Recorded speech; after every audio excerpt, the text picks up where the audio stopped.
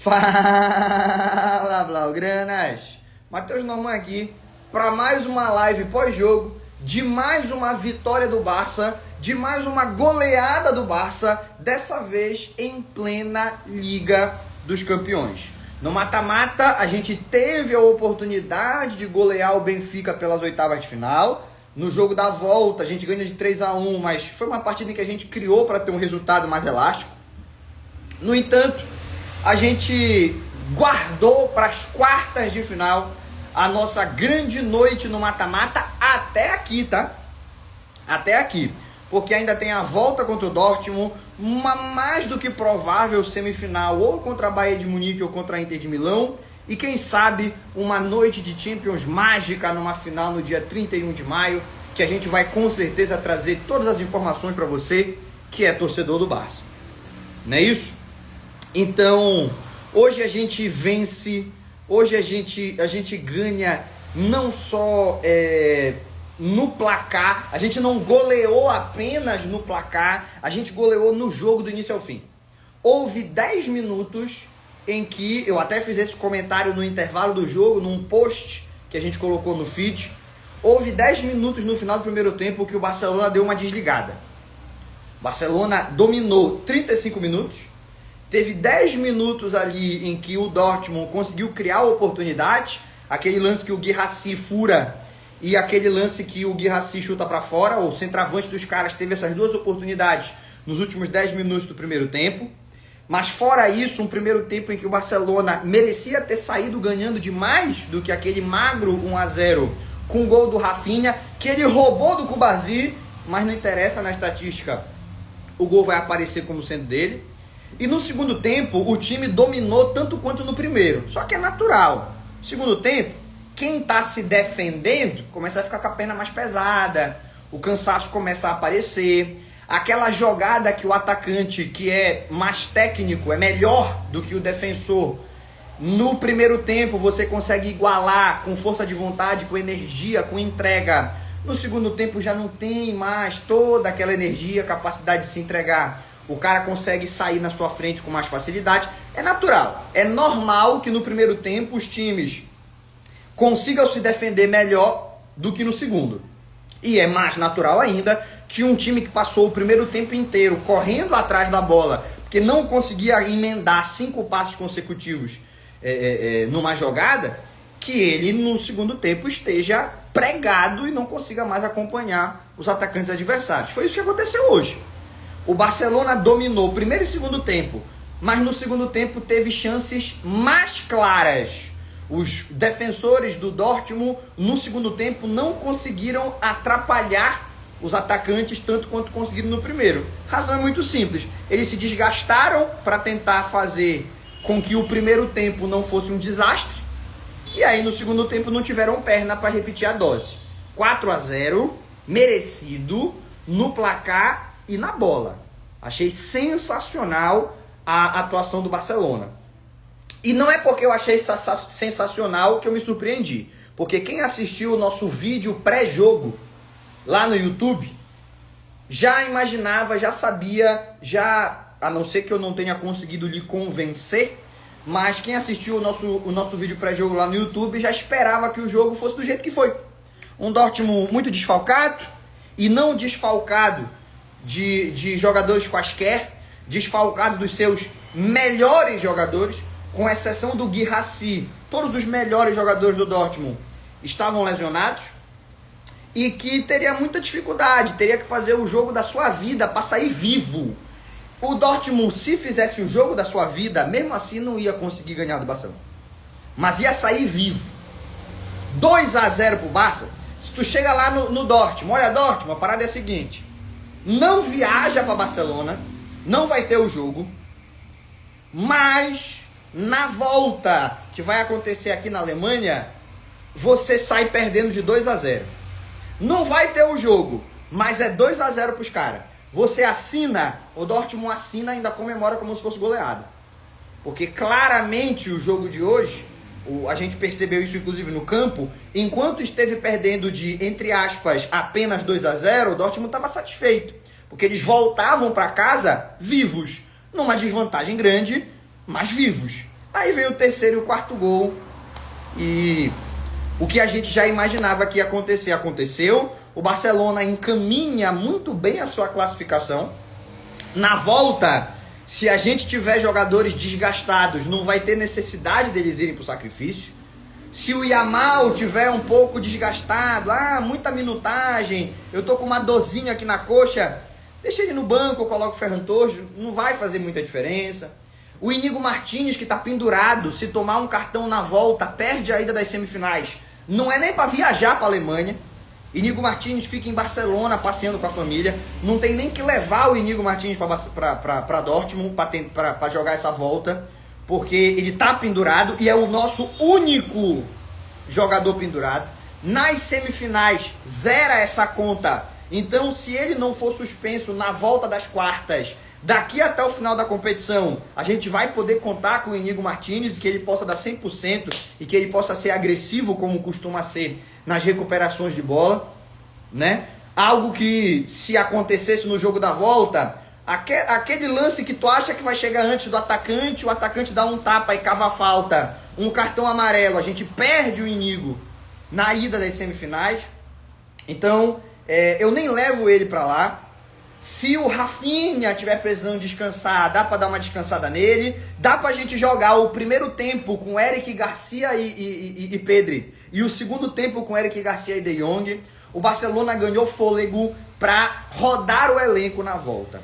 E cara, você entrar, eu vou até falar o Laele antes, Laele, mas você entrar mais fresco do que o adversário, porque passe a Inter de Milão, passe o Bayern de Munique, eles não vão poder entrar com esse frescor, poupando os seus principais jogadores, rodando o elenco.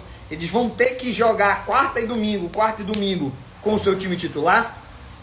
Você tendo esse frescor a mais, isso às vezes é a diferença entre você ganhar de 2-1 ou de 3-0.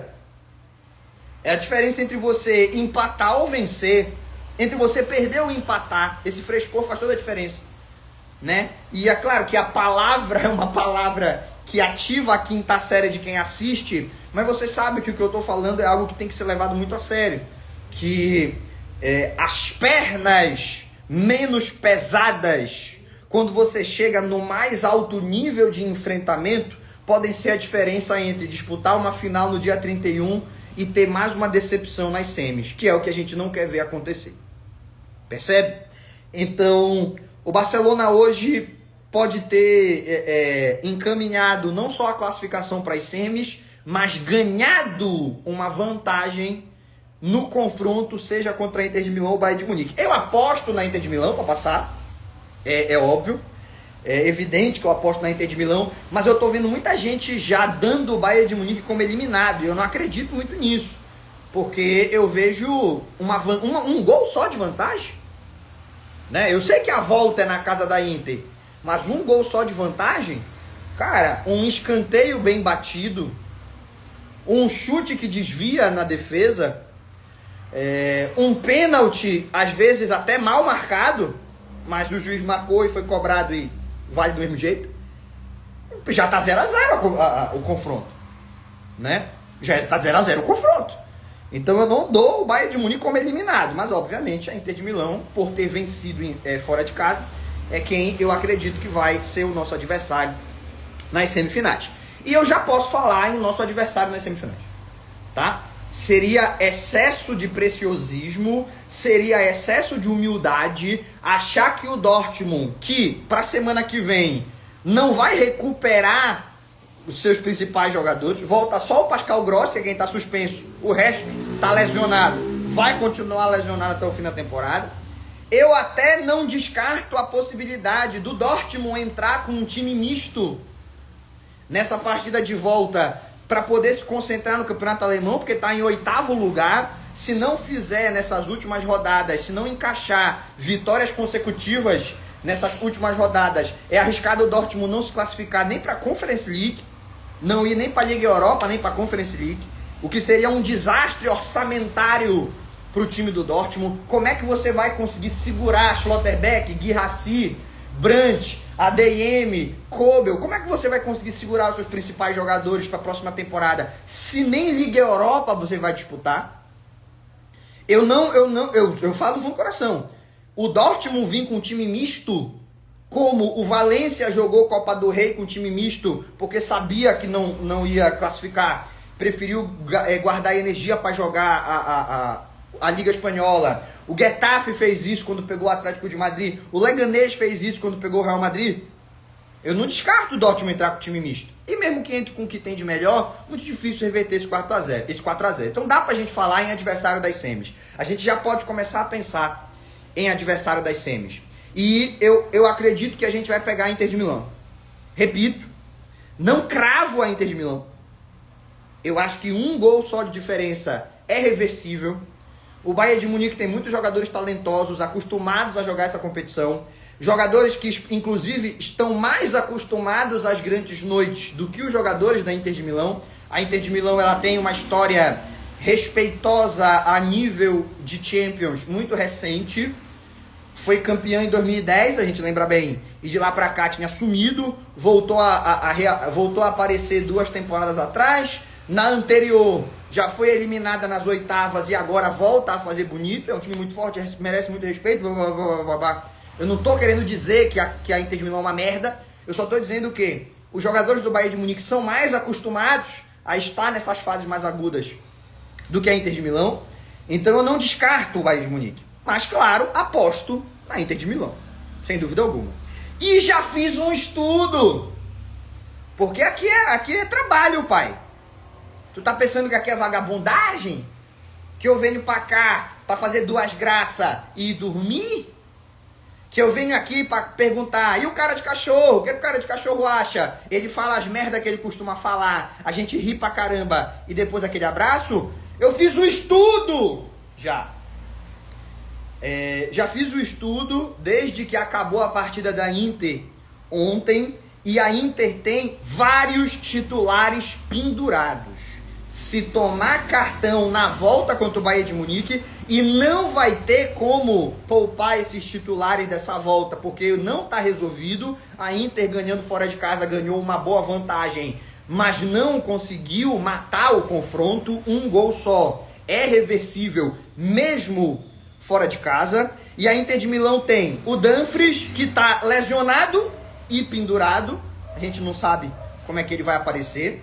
O Bastoni tá pendurado, Mkhitaryan tá pendurado, Barella tá pendurado, Lautaro Martinez tá pendurado. Tem 5 titulares. E eu arriscaria dizer que o defensor mais importante, o meio-campista mais importante e o atacante mais importante, os 3 estão pendurados. Uma pequena mancada que eles cometam na volta, eles perdem a ida das semifinais contra o Barcelona. Eu vou ficar muito atento a esse jogo da Inter de Milão, porque pra mim vai ser uma guerra. O Bayern de Munique não vai dar a eliminatória como finalizada. O Bayern de Munique não vai abraçar a eliminação. Ele vai em busca dessa virada, porque é um time grande. O Bayern de Munique é um dos gigantes do futebol europeu. E a gente pode pegar uma Inter de Milão na ida em Montjuic toda desconfigurada. Depois vai ter a volta no San Siro, esses suspensos vão voltar. Mas na ida em Montjuic a gente pode pegar uma Inter de Milão toda desconfigurada. Eles terem que reverter o resultado em casa é sempre muito mais complicado para um time que é montado para ser reativo e que nós ainda não vimos tendo que buscar um resultado. Defender o resultado, a Inter é especialista. Buscar o resultado, ainda não vimos. Nesses últimos 3 anos em que a Inter de Milão voltou a ganhar destaque, essa equipe fazer. Tenho muita confiança de que o Barcelona vai avançar, vai chegar na final, né? Vai chegar na final da Liga dos Campeões, muita confiança. Mas claro, jogo a jogo. Vamos ver o que é que nos espera nessas semifinais. Não é isso? Dito tudo isso, né? Acabei até falando logo da semifinal e esqueci um pouco do jogo de hoje. Mas eu quero falar de alguns jogadores. Alguns jogadores do Barcelona. Hoje, não tem nenhum jogador do Barcelona que você possa arrumar motivo para criticar. Todo mundo jogou muito bem. Todos, sem exceção. Koundé não perdeu nenhuma bola. jogou o ADM e depois o Guintens, cada um 45 minutos. O Koundé botou os dois no bolso. Tá com os dois bolsos cheios o Koundé. Né? No bolso direito tá o ADM, no bolso esquerdo tá o Guintens. Íñigo Martínez foi Íñigo Martínez, como é o tempo todo. O Cubarsí, aquele jeitinho dele, aquela carinha de besta, eu não sei, será que eu faço? E arrebenta, né? Coloca qualquer centroavante no bolso. O Baldé não foi tão eficiente próximo da área adversária, como já foi em algumas outras partidas nessa temporada. Mas também foi muito importante para a gente fugir daquela primeira pressão do Borussia Dortmund e conseguir levar o time para próximo da área adversária. O De Jong e o Pedri deram um recital. Se a gente fosse fazer elogios individuais, a gente poderia fazer para todo mundo. Mas eu quero falar do De Jong. O desempenho do De Jong hoje, nessa noite de Champions, é um desempenho que a gente sempre quis ver o De Jong ter numa noite desse tamanho e ele estava devendo.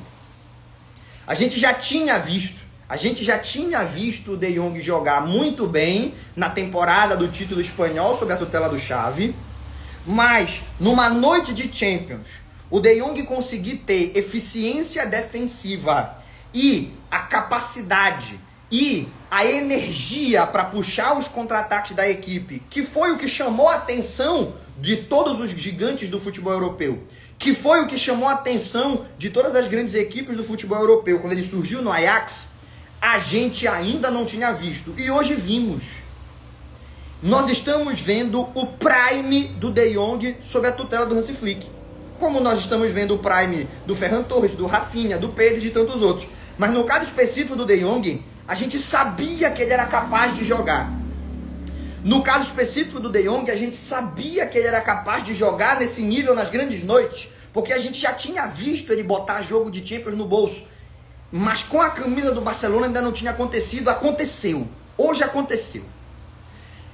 O nosso terceiro gol, que é um gol importantíssimo, um golaço do Lewandowski com uma jogada genial do Yamal e a assistência do Fermin, é uma bola que o De Jong desarma dentro da nossa área e no toque do desarme ele arma o contra-ataque. Isso não é algo simples de fazer.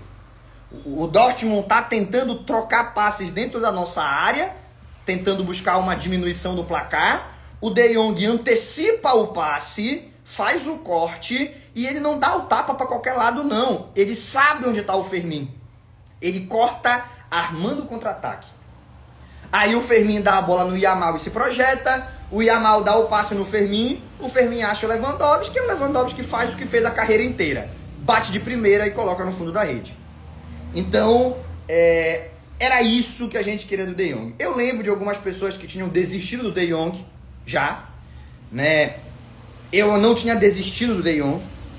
Eu cheguei até a dizer que naquele momento em que ele retorna, ele estava jogando muito mal, ele vinha entrando muito mal nos jogos e era verdade. E talvez não fosse o melhor momento para devolver a ele ritmo de jogo. Naquele período ali, entre novembro e dezembro, o Flick insistiu muito em colocar o De Jong no segundo tempo, ele ainda não estava com ritmo, a gente estava sofrendo um pouco nos resultados. E eu lembro de falar, cara, esse não é o momento, o De Jong ainda não está com ritmo para entrar em jogos que não estejam decididos, vamos levar o caçador até o final. E eu acredito que o Hansi Flick já entendia que ele não poderia terminar essa temporada sem o De Jong estar no seu auge físico. E ele sacrificou alguns pontos no Campeonato Espanhol, ali entre novembro e dezembro, para que o De Jong recuperasse a sua forma física e pudesse jogar o que vem jogando no Campeonato Espanhol, na Copa do Rei e jogou hoje na Liga dos Campeões. Então, desistir do De Jong eu nunca tinha desistido, mas eu não imaginava que ainda nessa temporada ele poderia estar jogando tão bem quanto está jogando. Então, ele calou a minha boca parcialmente, né? E méritos para o Hansi Flick, que criou esse planejamento, desenvolveu essa ideia de quando ele queria ter o De Jong na sua melhor fase e funcionou. Perfeito o nosso treinador Hansi Flick. né? Outro jogador que a gente precisa falar, aí, meu irmão, eu já falei outras vezes, já fiz outros vídeos sobre ele, mas eu vou falar mais uma vez. Outro jogador que a gente precisa falar é do Lewandowski. Cara, quando a gente ganha de 5-0, o Lewandowski perde uns gols estranhos. Mas quando a gente precisa que ele faça o gol, porque o jogo tá apertado, ou porque é o gol que vai nos dar tranquilidade, ou porque a gente tá empatando 0-0, quando a gente precisa que ele faça o gol, quando ele não pode perder, porque senão ele vai colocar o time numa situação complicada, ele faz. É o contrário do Harry Kane, que eu sei que tem muita gente que gosta, mas que vai ter que admitir que ele tem uma efetividade muito grande nas chances nos jogos menores, mas que nos jogos maiores ele bate o pênalti para fora nas quartas de final da Copa do Mundo, ele mete a bola na trave ao invés de no gol na semifinal contra a Inter de Milão, não é isso? Então, é o que eu sempre falo, o que eu quero de um centroavante é o que o Lewandowski está fazendo essa temporada e fez na maior parte da carreira dele.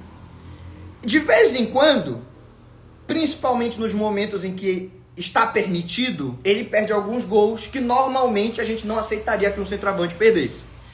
Mas 0-0, precisamos de um gol para garantir 3 pontos, tá lá o Lewandowski. Fez o 1-0 contra o Raio Vallecano, 1-0 contra o Alavés, 2-1 contra o Valência. Vários jogos que nós ganhamos apertados, 2-1 contra o Bilbao lá no começo da temporada. Vários jogos que nós ganhamos apertados, o gol da vitória foi do cara. E hoje, aquele jogo contra o Atlético de Madrid, não é ele que faz o gol do empate, mas é ele que faz o gol que muda o ambiente. O Atlético de Madrid cheio de confiança quando faz 2-0. O Lewandowski diminui para 2-1, muda o ambiente. E não sou eu que estou falando isso, os jogadores do Atlético de Madrid falaram. Eles falaram, cara, o gol que a gente pegou do Lewandowski acabou com a gente. Acabou com a gente. Né? Contra o Girona, aquele gol acrobático que ele faz, que abre caminho para goleada, enfim. Quando a gente precisou, ele estava lá. Então, é o que eu quero do meu centroavante, irmão. É o que eu quero do meu centroavante. Eu não quero que ele eu não preciso, na verdade, se puder é melhor, mas eu não preciso que o meu centroavante marque hat-trick contra o Las Palmas. Eu preciso que ele faça um gol do 1-0 contra o Atlético Bilbao. O Atlético Bilbao. Eu preciso que ele faça os 2 gols, os primeiros 2 gols do 4-0 contra o Real Madrid. Eu preciso que ele faça o segundo e o terceiro gol de uma vitória em mata-mata de Champions contra o Borussia Dortmund. É disso que eu preciso. E isso ele nos entrega. Então, qualquer um que ainda tivesse aquele sentimento de desconfiança em relação ao que o Lewandowski podia nos entregar, tem que dar um passo atrás. É claro que o homem paciente, ele é invencível. Ninguém vai ganhar do homem paciente. Tem cara que esperou 15 anos para poder dizer que o Guardiola é uma farsa. Né? O cara, desde 2010, 2009, ele queria falar que o Guardiola era uma farsa. E o Guardiola nunca deu a ele oportunidade. Na atual temporada, uma temporada muito ruim do Manchester City, apareceu a galera para dizer, tá vendo? Eu avisei que esse Guardiola era uma farsa. O cara, 15 anos... Se não era o melhor, era top 5 treinadores da temporada. E o cara paciente, velho, tu não vai ganhar dele. Ele esperou. 15 anos depois, ele aparece. Tá vendo? Eu avisei que esse Guardiola era uma farsa. Parece. E com o Lewandowski não vai ser diferente. Ele tá jogando. Daqui a 2 semanas, ele não consegue jogar tão bem. Ele não faz o gol, enfim. A galera vai aparecer pra dizer, tá vendo? Eu avisei que esse Lewandowski era uma merda. Vai acontecer, eu sei como é. Eu sei como é. Então,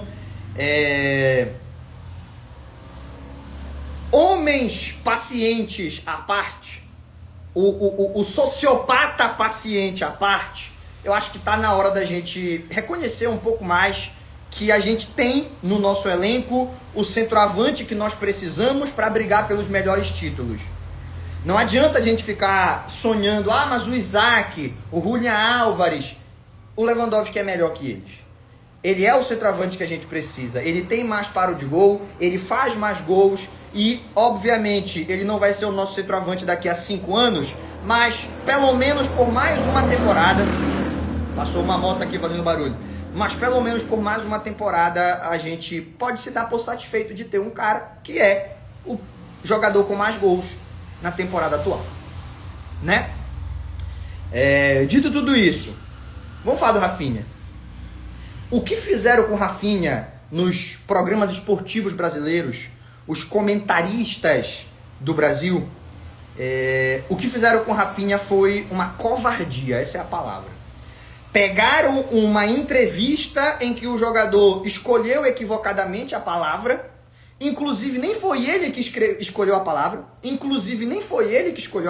quem escolheu foi o entrevistador, foi o Romário que perguntou, porrada neles, e aí o Rafinha falou, sim, nem foi ele que escolheu a palavra, mas pegaram essa escolha de palavra para transformar o melhor jogador brasileiro na atualidade, o jogador brasileiro que mais está jogando no planeta, indiscutivelmente, e na minha opinião, o melhor jogador do mundo na atual temporada, para exibi-lo como um símbolo de fracasso. Covardia o que fizeram com o Rafinha nos programas esportivos brasileiros. Sempre achei exagerado, mas eu sabia, e o próprio Rafinha admitiu isso, e o Hansi Flick também falou um pouco sobre isso em algumas entrevistas, que aquilo mexeu com ele. Aquilo ali foi pesado. A derrota para a Argentina foi pesada, e essa repercussão, esse sentimento de, caramba, o que eu preciso fazer para ser aceito? Esse sentimento de estar sendo injustiçado, é claro que mexe com qualquer um. Mas, eu sempre falei, isso não vai acabar com a temporada do Rafinha. Ele pode precisar de alguns dias para esfriar a cabeça e voltar a atuar no mais alto nível. Ele foi poupado de alguns jogos, aquela partida contra o Atlético de Madrid ele não foi tão bem, ele entra no final do segundo tempo contra o Betis, não dá para dizer se ele foi bem ou mal, jogou pouco tempo, mas não conseguiu ser decisivo, e eu falei, galera, quando começaram a aparecer os oportunistas para dizer, acabou Rafinha, aquela derrota para a Argentina destruiu ele. Eu fiz um post em que eu propunha a discussão. Eu fiz um post em que eu trazia uma entrevista do Rafinha, no qual ele falava sobre como ele é muito autocrítico. O Rafinha falava, eu sou muito autocrítico. O time ganhou, mas eu fui mal. Eu não fico tão feliz. Eu prefiro quando eu consigo ajudar o time a ganhar e não quando o time ganha, apesar de eu ter jogado mal, né? E eu faço o post no qual eu afirmo, o Rafinha não vai carregar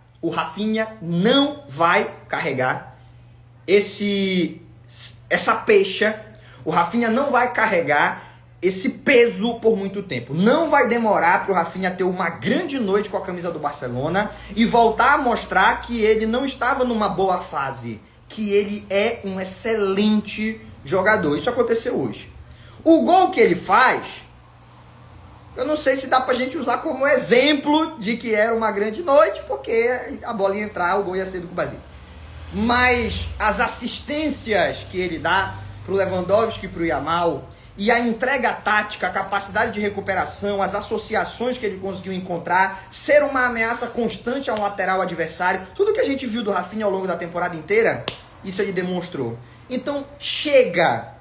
Os anti-Barça, os anti-Rafinha, eu entendo. Mas nós que somos torcedores do clube e que queremos ver esse jogador atuar em alto nível, chega da gente se deixar levar por esses comentários totalmente enviesados, totalmente exagerados, de que o jogador não conseguiria recuperar o seu melhor futebol, porque ele ia ficar marcado e seria fortemente afetado pelo que aconteceu ali na data FIFA. Tá bom? Esqueçam isso. O Rafinha é o melhor jogador da temporada até aqui e é muito provável que ele vá continuar sendo até a temporada acabar. Com a seleção brasileira, ele não atua no mesmo nível, mas eu acredito que é muito mais pela falta de um ambiente que potencialize as suas habilidades do que por sentir o peso da camisa. Porque se tem um jogador que eu vejo botar a camisa da seleção brasileira e entrar com o mesmo sangue nos olhos que entra quando veste a camisa do clube, é o Rafinha. Tem uns ali que tu pode questionar. O comprometimento do Rafinha, ninguém pode falar que não existe. Tá bom? Dito isso, eu vou para uma discussão agora, e depois eu abro espaço para as perguntas e respostas. Eu vou para uma discussão agora para fechar os comentários sobre o nosso trio de ataque. Eu vou para uma discussão sobre Lamine Yamal. Lamine Yamal, pessoal, tem 17 anos de idade e continua tendo atuações que a maioria dos gênios só começou a apresentar a partir dos 20 e 21. É muito precoce, no melhor sentido da palavra, o menino Yamal. É muito precoce, na melhor interpretação possível do termo, o menino Yamal. 17 anos. Com 17 anos, o Lamine Yamal está fazendo o que a esmagadora maioria dos jogadores de futebol nunca vai fazer na vida. E que mesmo os grandes gênios só começaram a apresentar com 20, 21, 22 anos de idade. O meu favorito para ganhar a bola de ouro é o Rafinha. No momento da temporada, para mim, é o Rafinha. Mas como a gente sabe que a Espanha vai jogar uma Liga das Nações e é a favorita para ganhar a Liga das Nações, e se conseguir comprovar o seu favoritismo e ganhar a Liga das Nações, é muito por conta do Yamal estar em um bom nível quando a competição acontecer, quando acontecer a semifinal e a final, então eu não vou achar absurdo se o Lamine Yamal ganhar a bola de ouro já nessa temporada. Eu não vou concordar, mas eu não vou achar absurdo. E seria o jogador mais jovem a ganhar um prêmio de melhor do mundo em toda a história dessas premiações. Velho, a gente precisa levar mais a sério o que é o Lamine Yamal fazer o que faz com 17 anos. Eu acho que a força mental que ele apresenta, sendo bombardeado por tentativas de sabotagem o tempo todo, a mídia de Madrid, as redes sociais que tem inveja do garoto, aquela galera que às vezes nem tem um interesse muito propício dentro desse assunto, mas que desconfiou, disse que ele não seria grande coisa quando ele surgiu a princípio, e agora tá ali naquela vaidade de não admitir que errou, torcendo para ele ter algum problema, ter alguma lesão. É tanta energia negativa em cima desse garoto que ele precisa estar de corpo fechado e ao mesmo tempo mentalidade muito forte. Esse vai ser o grande diferencial do Yamal. O Yamal continua, mesmo sendo bombardeado por tentativas de sabotagem e críticas injustas, ele continua atuando em alto nível, por conta da força mental. O pessoal tem falado, mas o PSG vai querer comprar o Yamal, o City quer comprar o Yamal, podem oferecer 300 milhões pelo Yamal. Cara, ofereceram 250, quando o Yamal já tinha mostrado o seu potencial, mas ainda não era nem metade do jogador que ele é agora. O Yamal da Eurocopa pra cá, ele é um Yamal que ele mostra o dobro do que ele mostrava antes. E fizeram uma oferta para ele por 250 milhões. O Laporta falou, não sou eu que estou falando. O Laporta foi na plataforma Barcelona e falou, teve sim, e nós nem quisemos escutar. Teve sim, nós nem quisemos escutar. Cara, se quando o Yamal ainda não era metade do que ele é, nem em nível técnico, nem em potencial de marketing, porque hoje o Yamal é um ídolo mundial, muitos garotos, agora que nós já não temos mais jogando na primeira prateleira da Europa, o Messi, o Cristiano Ronaldo, o Neymar, tá tendo a passagem de bastão de uma geração para outra, o Yamal é ídolo de uma molecada espalhada pelo mundo inteiro. Agora vão vender, não faz nenhum sentido. Então, ou os caras pagam a multa de 1 bilhão e o Yamal manifesta que quer sair e aceita o pagamento dessa multa, o que é surreal, é impossível de acontecer, tanto por um lado quanto pelo outro. Nem o Yamal quer sair e nem ninguém vai pagar 1 bilhão por um jogador, porque aí até para o jogador dar um retorno financeiro é complicado. Tu pagou 1 bilhão, como é que tu vai tirar 1 bilhão de um jogador só? É difícil. E já que é impossível acontecer nesse contexto, não vai acontecer jamais. Tudo bem? Fiquem tranquilos. Lamine Yamal é para passar os próximos 20 anos no Barça. E quando eu falo 20 anos não é exagero não, porque com 37 anos de idade, por ele ser um jogador muito inteligente, talvez ele não possa mais atuar na ponta, tenha que vir atuar como camisa 10 para resguardar um pouco mais do esforço físico, mas ele ainda deve estar atuando em altíssimo nível. Tudo bem? Vou para as perguntas de vocês. Eu vi que o Yamal fingiu lesão para o Ansu Fati poder jogar. Confere isso? Não existe isso. Eu acredito que o Yamal, ele deve ter sentido um desgaste, não uma lesão, mas um desgaste. Olhou para o placar, tá 4-0. O que eu ainda vou ficar fazendo aqui, correndo e me arriscando a perder um mês da temporada por conta de lesão muscular? É melhor eu pedir a substituição. Até porque o Yamal não tinha como controlar quem ia entrar no lugar dele. Poderia entrar o Paulo Vitor, poderia entrar o Pablo Torre. A decisão de quem vai entrar no campo é do Hansi Flick. Então, não tem como o Yamal, eu vou fingir lesão porque vão botar o Ansu Fati e ele é meu parceiro. Cara, eu tenho certeza que ele ficou muito feliz quando viu que quem ia entrar era o Ansu Fati. Mas ele não tem controle dessa situação toda para ele poder forçar esse acontecimento. Certo? E o próprio Hansi Flick, só para tranquilizar a galera, já falou que o Yamal não tem nada, que ele tá bem, que ele não deve ser desfalque nos próximos jogos, que ele só estava um pouco cansado, muitos minutos acumulados, e o próprio jogador resolveu se resguardar e pedir a troca para poder garantir que não ia correr risco de se lesionar, né? Então, estou tranquilo que o Yamal não está lesionado, mas essa versão aí de que ele deu migué para o Ansu Fati entrar, isso daí não confere, não é verdade. Tudo bem? Próxima pergunta. O que você achou daquele corte do Araújo? Ali o Araújo mostrou o que ele pode oferecer ao Barça. Falei na live pré-jogo e sustento. O Araújo não é jogador para ser o nosso titular. Nós precisamos que a nossa dupla titular, pela maneira que o Barça joga, pelo sistema que o Barça tem, seja Iñigo e Cubarsí. Nós precisamos de dois zagueiros muito inteligentes, frios e com uma boa saída de bola, para poder fazer essa bola chegar no meio campo.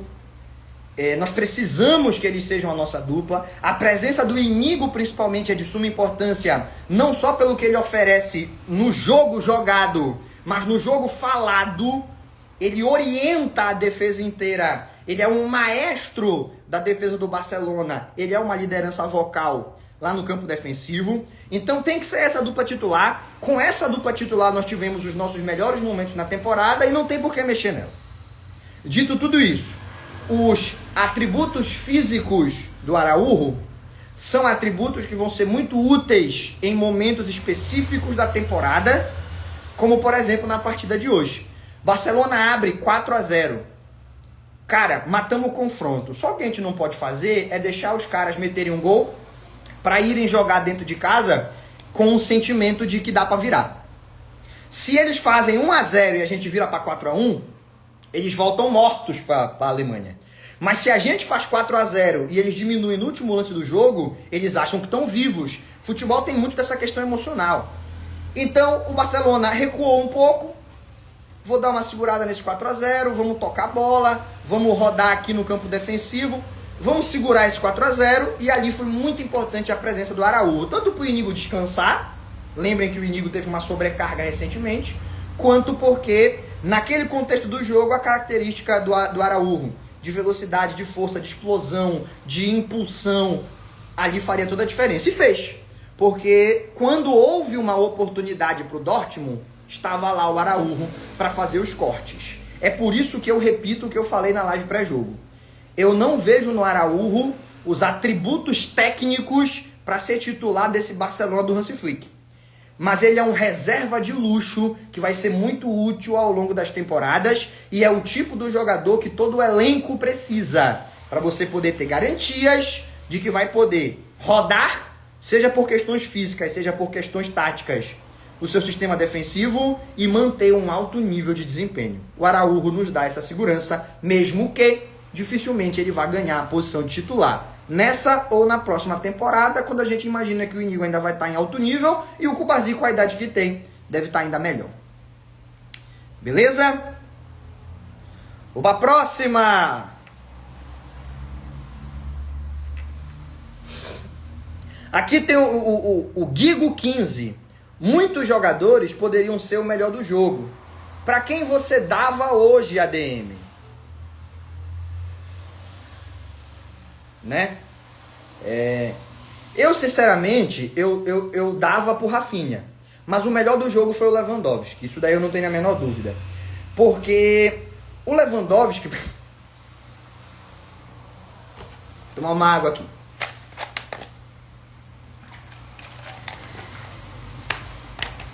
O que acontece é o seguinte...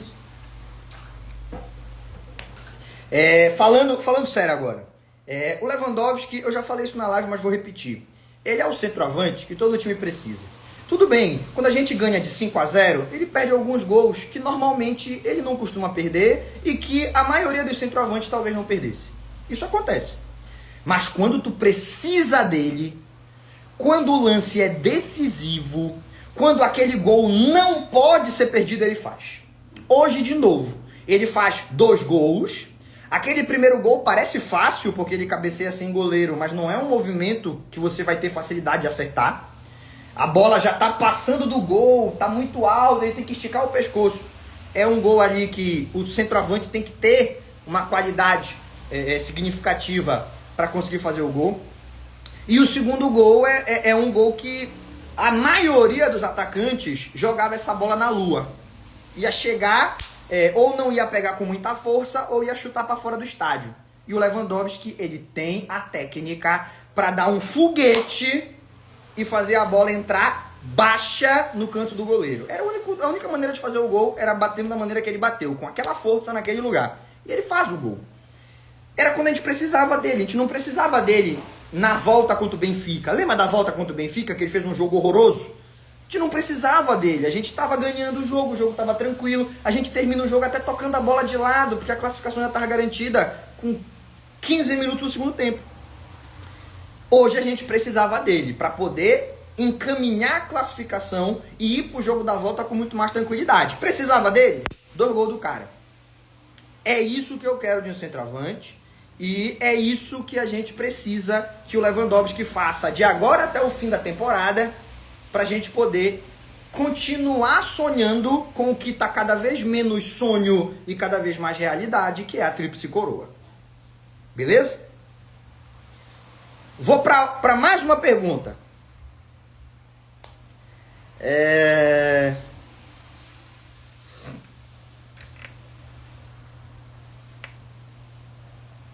Aqui uma dúvida que faz todo sentido.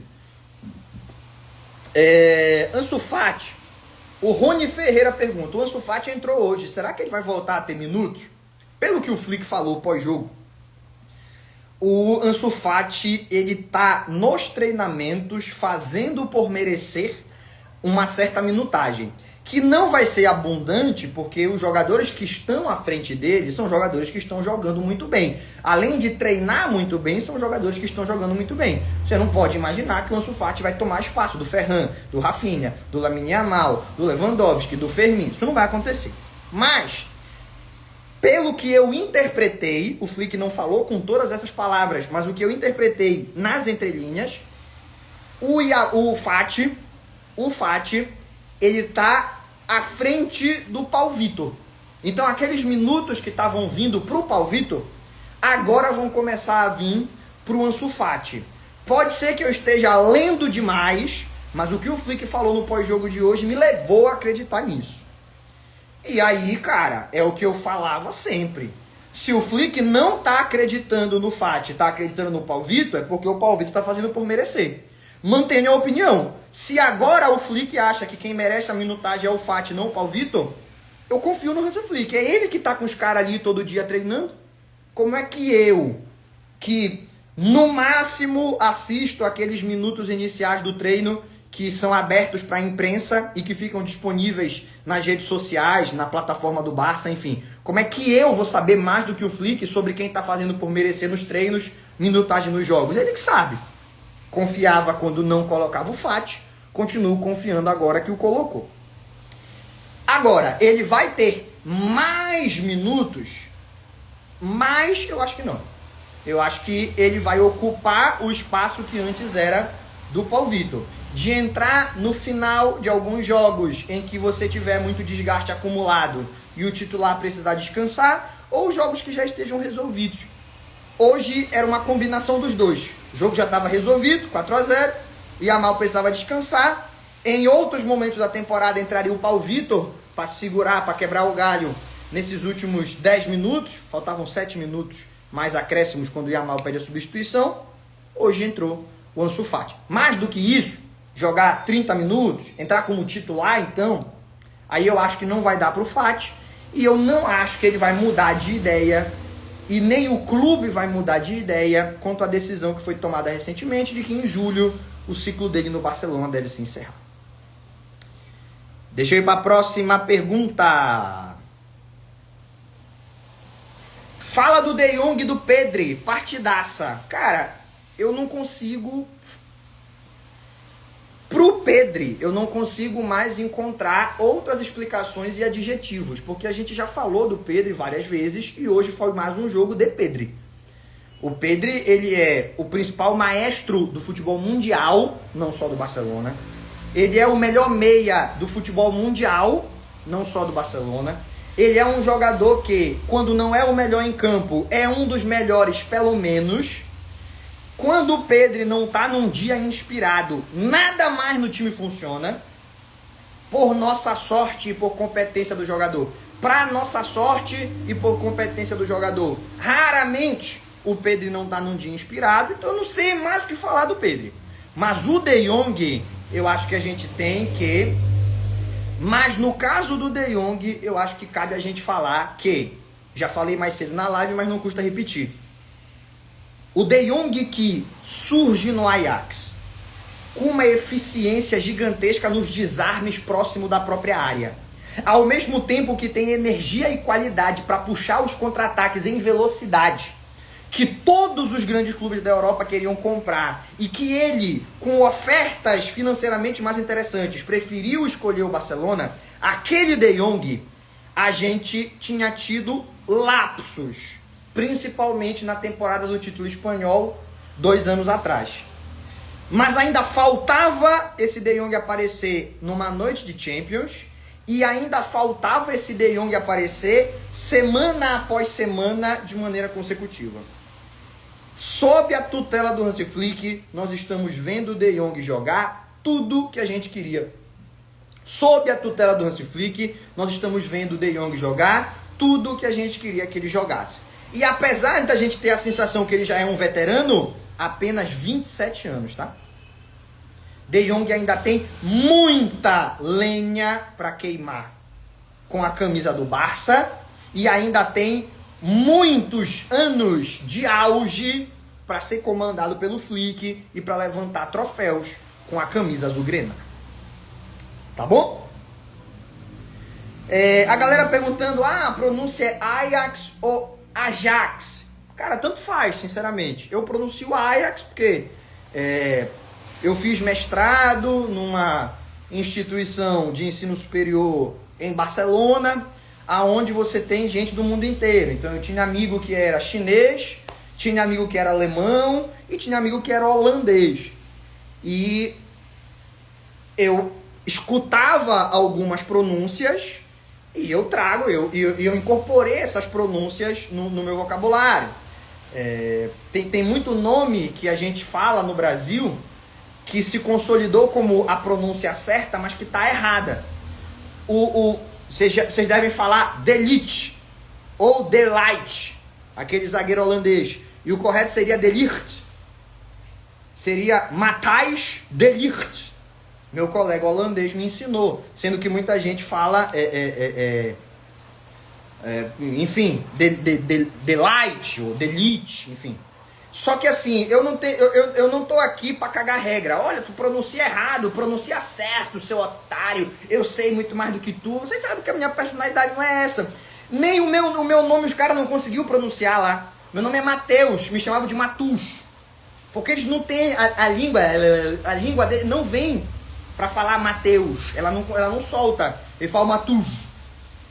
Porra, se os caras, até pra falar o meu nome, eu não ficava encasquetado, imagina o nome de jogador. Fale como vocês preferirem, eu vou entender e eu vou responder. Sem nenhum tipo de arrogância sempre. Agora, se você quiser, ADM, me ensina como é que pronunciam lá no país do cara o nome dele. Porra, sempre vou estar aqui para compartilhar as informações. Para isso, a gente tá aqui produzindo o vídeo, né? Pra gente estar sempre trocando informações e crescendo. Tá bom? Beleza. Meus amigos, dito tudo isso, vamos encerrar a nossa live de hoje. Não tem como a gente encerrar essa live com mais alegria e felicidade. Ninguém se lesionou. O Yamal até sai, mas já tem notícia de que ele não tem lesão. Ele só estava cansado. Sem lesão, sem cartão. Todo mundo jogou bem. Goleada de 4-0. Cara, noite maravilhosa de Champions pro Barça. E encaminhadíssima, 99% dentro das semifinais. É só ir lá, não deixar acontecer nenhuma loucura em Dortmund, inclusive, acredito, até mexendo um pouquinho na equipe. Por hoje a gente encerra. Se você não assistiu a live ou quer assistir de novo, não assistiu a live completa ou quer assistir de novo, ela vai obviamente ficar salva e ser postada no YouTube. Mas por hoje a gente encerra. Aquele abraço. Tchau, tchau.